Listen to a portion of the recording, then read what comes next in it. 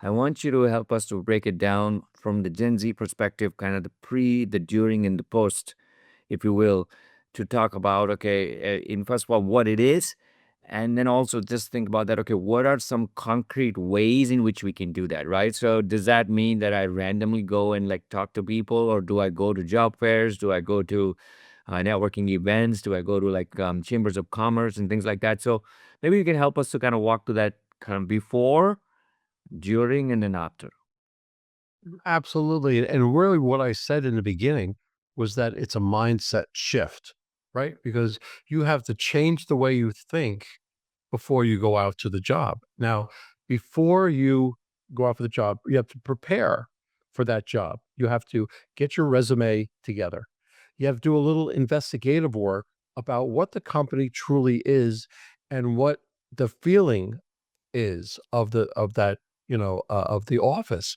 If it's an office that everybody dresses in business casual or once in a while they put a tie on or a skirt or dress, and you'd like, well, I don't want to out of my clothes. I don't want to, dress any I want to dress in my loafers and something else. Well, that position probably isn't right for you. So now I say this with a tongue in cheek, right? Because most kids today, they need somebody to kind of put them on the right path, on the straight and narrow. I mean, I coach, but take anybody, right? Somebody who is in the position.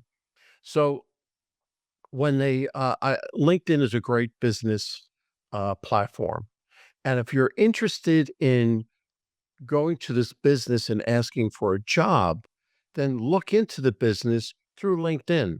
Look at some of the people in there, and really, some of the managers or supervisors or something else, they're going to be in there.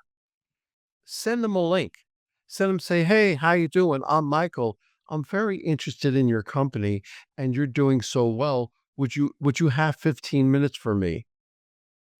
I'm telling you right now that they would love to call. They would love to talk with you.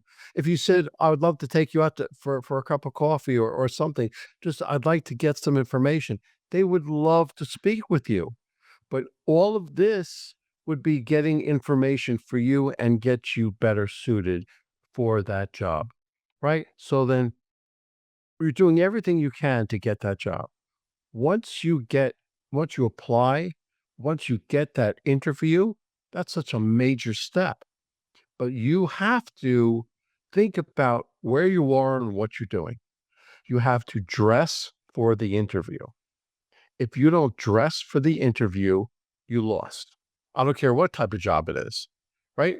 You lost. My rule of thumb is that if you're going for a construction, something in construction, and they're in jeans and a t-shirt, well, fine, you wear jeans and a button-down shirt. You always go one level above where they are. If but excuse me, if they are in business casual or just slacks and a shirt, you wear slacks, a shirt, and a sports jacket. If they wear a slack shirt and sports jacket, then you put a tie on. And for the girls, it's a little bit easier because when they dress nice, it's almost like they're already in business casual.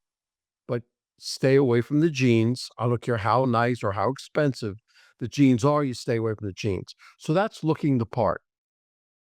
When you get into the interview, you're going to be interviewed by somebody who is a part of the company. Usually, nowadays it's slightly different, but you are being interviewed and they're judging your reaction to everything, right?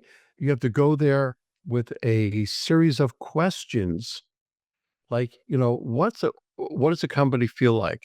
What does success mean for me? How long would it take me to be promoted? What do I have to do from day one? Do I have to come in 5 days a week or is 3 days fine? You have to ask all these questions. You can't just assume, well, this is a remote job or I have to come to the office once a week. Because quite honestly, that's why you're not being hired. If you go in with the mindset that you want to only work 3 days out of 5, or come into the office 3 days out of 5, then you have to work at least 3 to 6 months. Show them your worth.